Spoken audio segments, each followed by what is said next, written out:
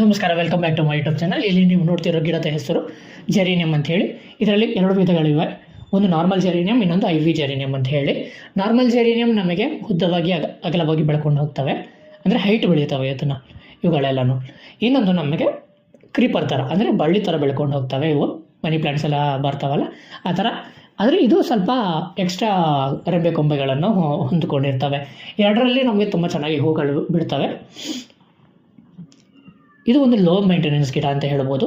ಯಾವುದೇ ಕ್ರಿಮಿಕೀಟಗಳು ಏನೂ ಇದಕ್ಕೆ ಅಂಟಲ್ಲ. ಇದು ಆ್ಯಂಟಿ ರೆಪೆಲೆಂಟ್ ಅಂತ ಹೇಳ್ತಾರೆ. ಇದು ಅಲಂಕಾರಿಕ ಗಿಡ, ಅಂದರೆ ಡೆಕೋರೇಷನ್ ಪರ್ಪಸ್ಗೆಲ್ಲನೂ ಯೂಸ್ ಮಾಡ್ತಾರೆ.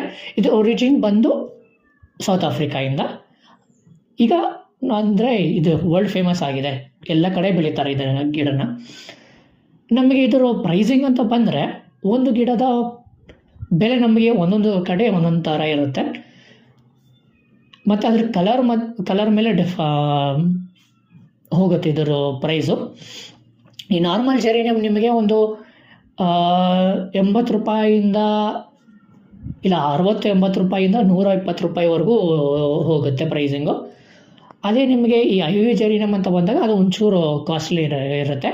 ಸ್ಟಾರ್ಟಿಂಗೇ ನಿಮಗೆ ಅಟ್ಲೀಸ್ಟ್ ಒಂದು 100 ರೂಪಾಯಿ 120 ರೂಪಾಯಿಂದ ಹಿಡಿದು 250 ರೂಪಾಯಿ ಕೂಡ ಕೆಲವರೆಲ್ಲ ಮಾರ್ತಿರ್ತಾರೆ. ನೀವು ಕರೆಕ್ಟಾಗಿ ನೋಡಿಕೊಂಡು ಪರ್ಚೇಸ್ ಮಾಡೋದು ತುಂಬ ಚೆನ್ನಾಗಿರುತ್ತೆ ಅಂತ ಹೇಳ್ತೀನಿ. ಇದು ಆ್ಯಂಟಿ ರೆಪೆಲೆಂಟು, ಯಾವುದೇ ಕ್ರಿಮಿಕೀಟಗಳು ಇದಕ್ಕೆ ಅಂಟೋದಿಲ್ಲ. ಹಾಗಾಗಿ ಇದರದ್ದು ಆಯಿಲ್, ಎಸೆನ್ಷಿಯಲ್ ಆಯಿಲ್ ಅಂತ ಏನಂತ ಕರಿತೀವಿ ನಾವು, ಇದರ ಎಲೆಗಳಿಂದ ಕಲೆಕ್ಟ್ ಮಾಡ್ತಾರೆ ಅದನ್ನು.